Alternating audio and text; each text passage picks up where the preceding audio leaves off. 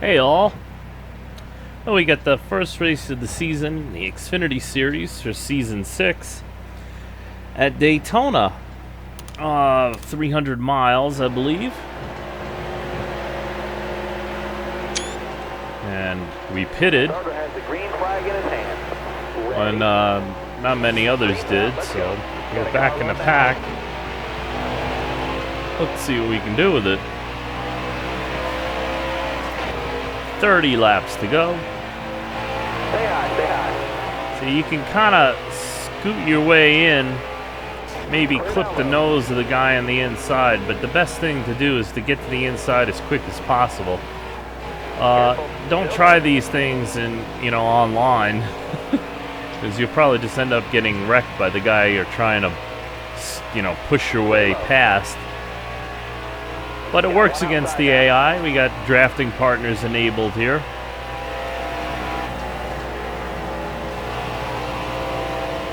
As you can see, it drafts very well.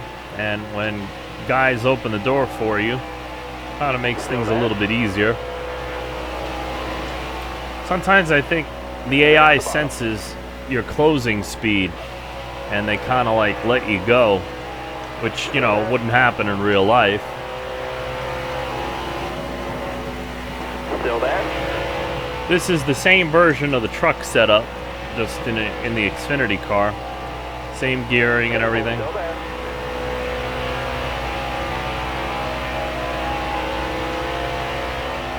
It's side drafting off him, but hoping somebody did what Jones did there so I can maintain position or move forward. Pull down so I can get a draft off the front.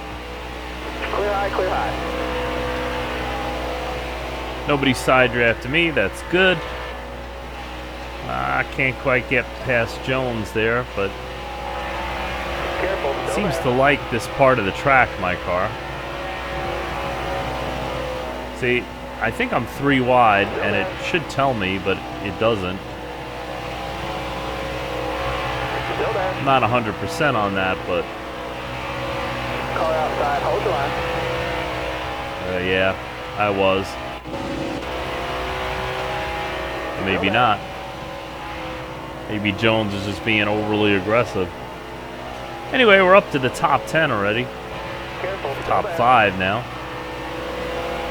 Moving forward rather nicely. I can go to the end if I have to. Still there. I should still have the fastest car at the end, 45.9 lap time. Nice. Stay low. Even tire wear. And I'm up in second. It's my nemesis from last season that I couldn't beat to win the championship. And here I am on his back bumper at the opening race of the season at Daytona. Driving past him. Notice I did not wait for help.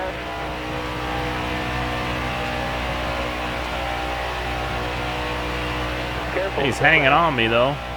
I'll move to the inside. Hopefully he won't side draft me. Now he's getting help. A little bit.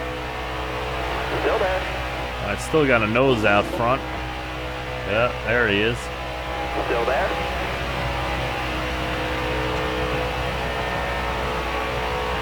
Stay low. Just the nose though. See, if I waited for help, this pass probably would have been made already, but I Stay on didn't. the bottom here. And the guy behind me, whoever that is not hooking up with me Still there. for whatever reason. Stay low. Stay low.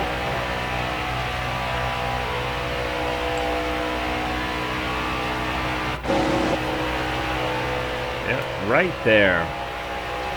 Still there. And he's strong because he doesn't have help right on his bumper there. I got help closer to me than he has, and now it's starting to pay off. So definitely made the pass and cleared him there. But again, if I waited for help, I would have been past him sooner. That's a lesson. Because sometimes it's about getting past them quickly. That can make a difference later on. but seems to has no immediate consequences. And the Xfinity car seems about just as fast as the truck was, you know, to the other Xfinity cars. So, nothing to really worry about except how the last, 25 laps of the race are going to play out.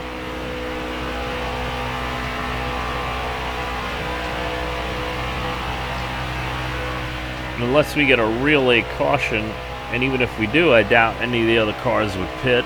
I can go all the way.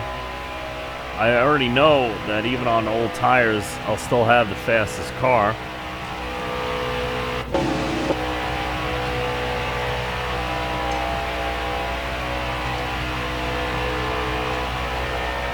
So it's just fend off the charges, keep my nose clean, and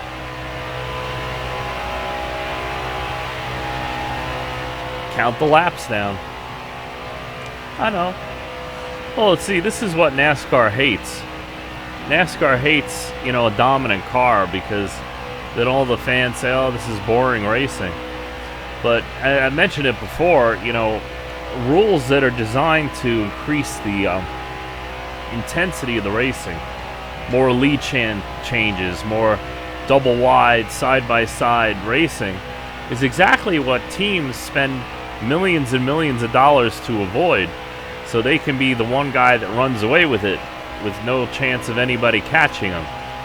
But that's boring racing, according to some. And to be fair, as a fan, yeah, it is a little bit boring, but you know what? When you get a guy that dominates and he pulls out a half a lap ahead of everybody else, well then, you know, you're looking in the best of the pack and the other racing to see which car can, you know, maybe mount the charge on him at least late in the race and maybe, you know, get the win from him. Or you know what happens when you're racing differently than you normally are, like you have a super dominant car, you don't always race the same way. You know, sometimes you make different decisions because you're like, well, I got the fastest car, so, you know, and that can hurt you. So a lot can happen. That's why you run the races.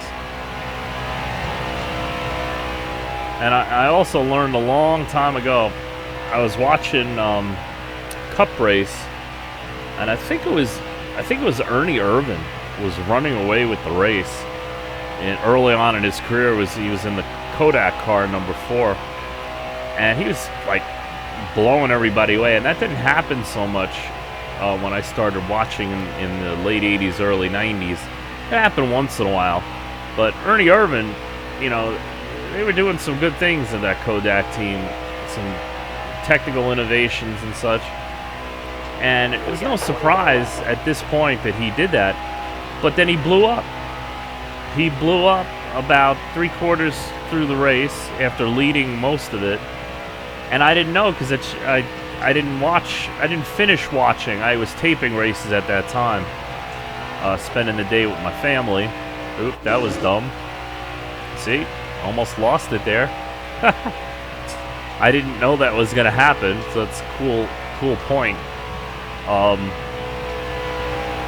Yeah, so I went back to it a couple days later because I was bored with the race, and I saw he blew up. Didn't win.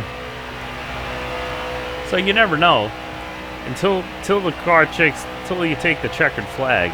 You know, it's all up in the air.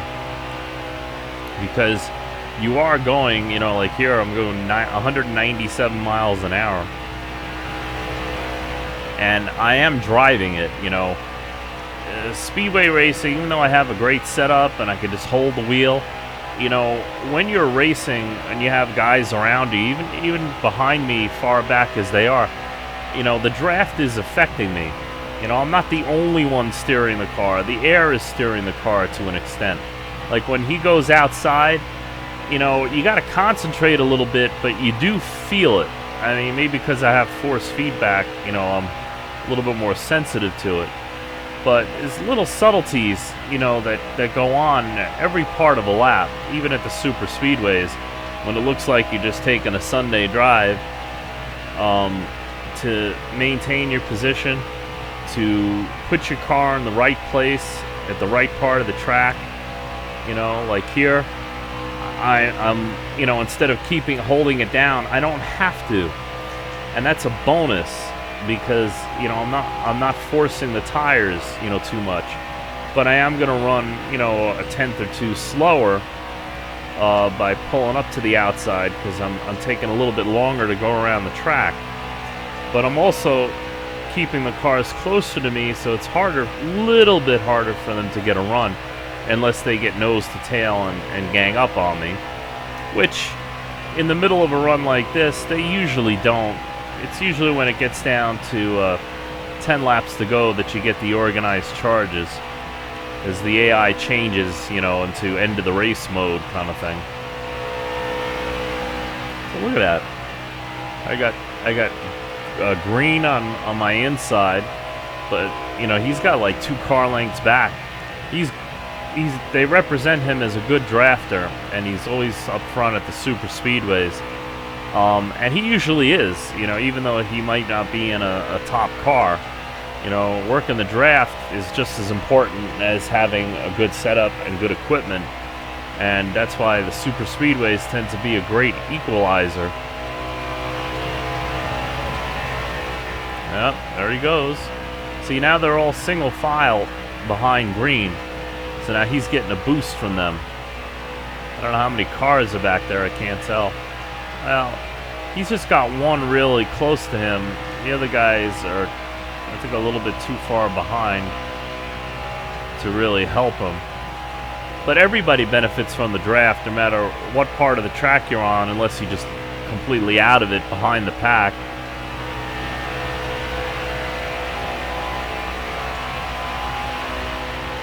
I pull out. See, I wonder now, you know, if it's built into the AI, if they are pulling back to get a run, or I'm just that fast.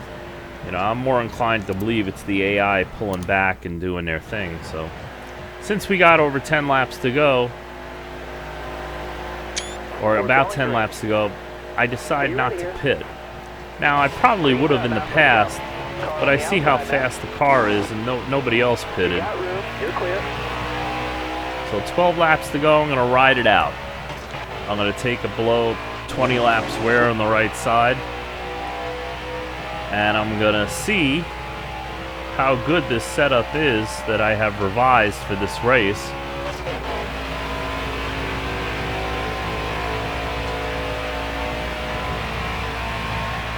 This is normal, it's my gearing. So I would pull out, maybe not as far, but I'd pull out anyway. Then I'm going to ride the top, like on a qualifying lap, to build momentum. But I see the inside is getting a little closer faster than I thought.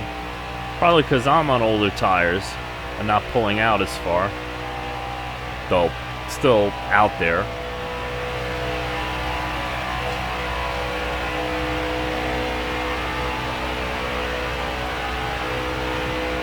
Here they come. Now we gotta push in front of them, slow them down.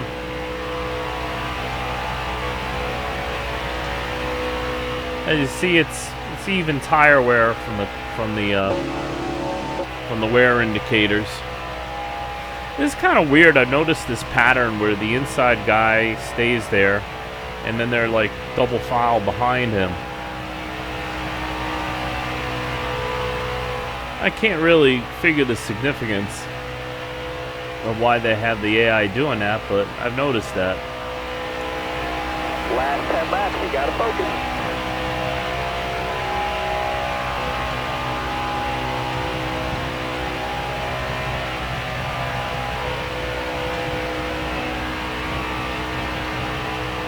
Yeah, so 10 laps to go, the AI changes.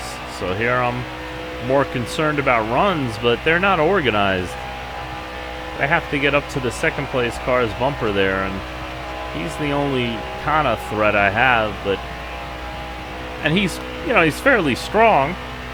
I don't think he's in a 5-star car. But he's feeding off my draft, so even though he's on the inside, he's still getting a draft from me breaking the air in front of him. You get a better draft if he was behind me, yes.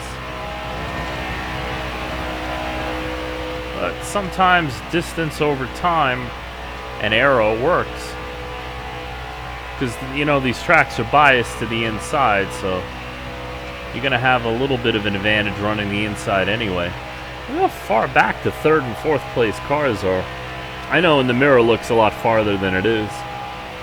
But it's a lot farther than I'm used to seeing. Looks like they're closing in there. Here comes Bell. Looks like maybe the second place car was putting a bubble in front of him. Because as soon as he moved up the second place car, Bell just shot forward. Well, 8 laps and I got Bell on my bumper, and everybody knows he's in a great car. And he's a good driver. But what can he do? What is he gonna do? So you notice that I moved back down to the inside because when you have a fast car like that, one little slip up and he can get his nose under me. So full on defense now. This is for all the marbles.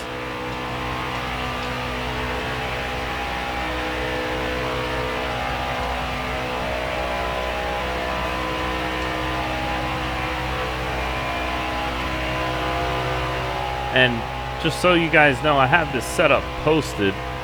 I believe it's on my YouTube channel. It's also on Red 4424's Discord. As I said, it's the same setup I use for Truck, Xfinity, and Cup. So whichever one you find, it's going to be the same one. The only difference is in Cup, the first, second, and third gears are a little different because the engine works a little differently. And not optimized in Cup. I'm still trying to figure out why the same kind of gearing doesn't really work as well in Cup as it does in Truck and Xfinity. You know, like on restarts and starts and such. But the final drive is the same. I think everything else is the same too. You can mess with the air pressures if you want.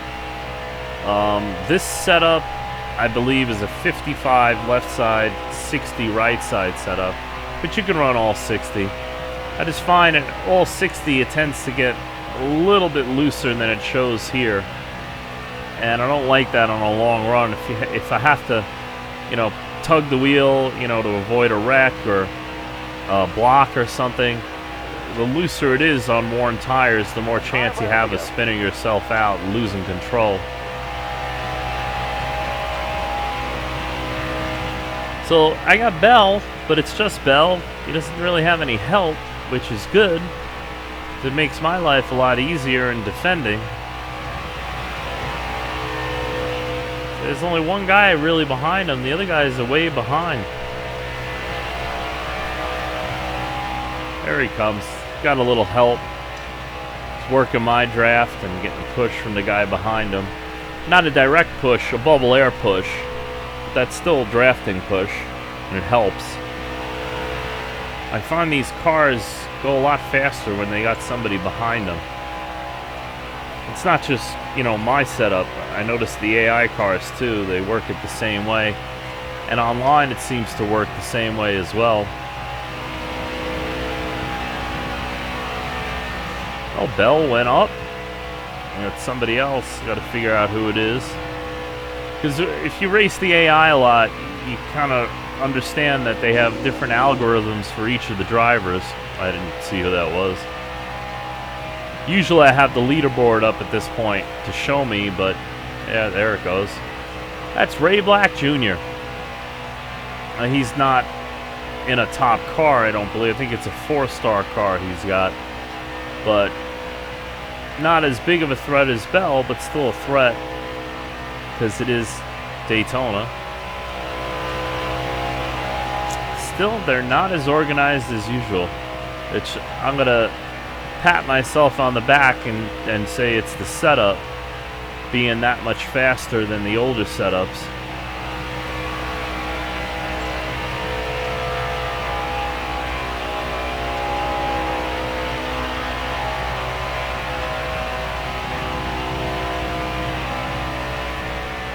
Life is much easier on the track when you have the fastest car.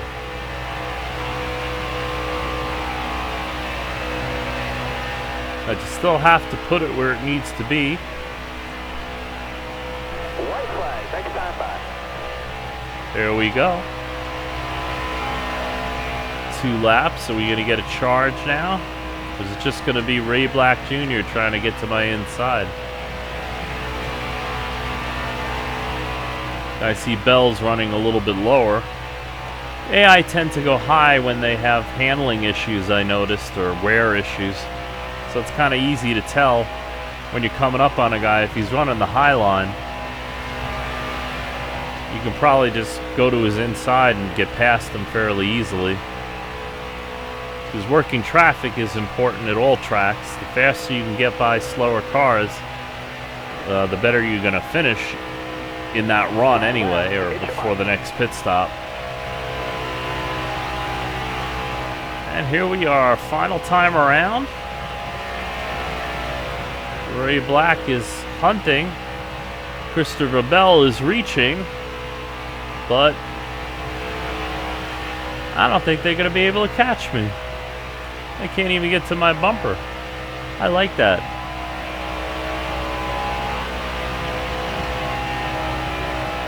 I don't say that with arrogance. I say that with happy surprise.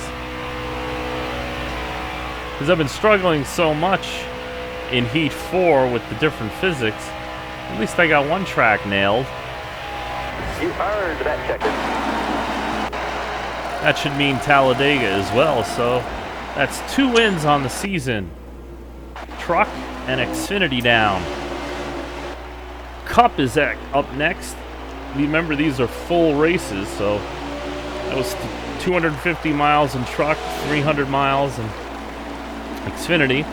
As you see, I changed the paint scheme here. A little bit different styling for the same ream scheme. Just, you know, put the white on the top. You know, get bored a little. I like to have a slightly different paint scheme each year, even if it's the same, you know, sponsor or whatnot.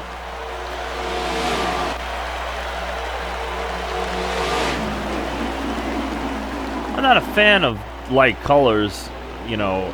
I tend to like black, but in the older games, you used to be able to keep black as the main color, and you used to have better choices for accenting. So I like to accent the skirts, the spoiler, the splitter. You know, different accenting. So I keep the main color the same, and then just change the accenting. It made it look like a lot different color scheme than it was, while still keeping my basic black. But here you have different choices. It's actually a pretty cool scheme.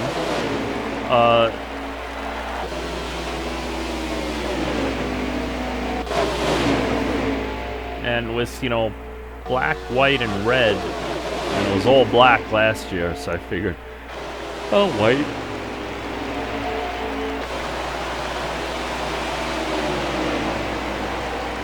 As you see, it gets up through the field well.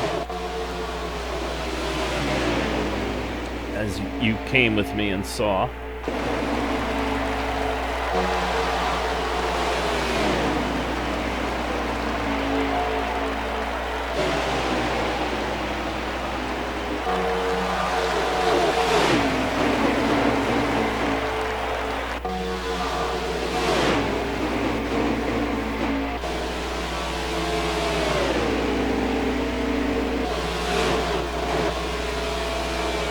As you can see in the turn, sometimes I'll go up and I'll side draft the car ahead of me.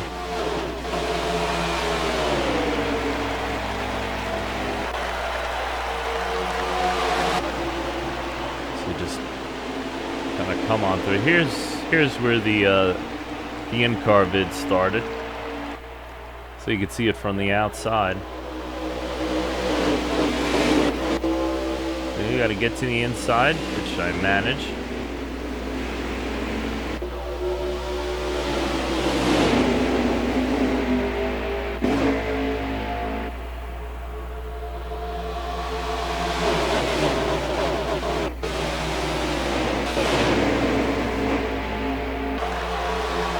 I'll be honest, sometimes I just drift up and don't side draft. It's the air, especially when you're 2 and 3 wide. You know, they do a good representation of what the air does to the cars. So, you know, you're turning the steering wheel a certain amount and then it cuts more or it cuts less. So you got to be on top of it, especially back in the pack. And my setup tends to be a little bit worse back in the pack in regards to that. So when I get up front, near the front, even if I'm 2-3 wide, it handles a lot more stable, which is good because you're going faster. Maybe that's it. Maybe the more air on it creates just a little bit more downforce and settles it.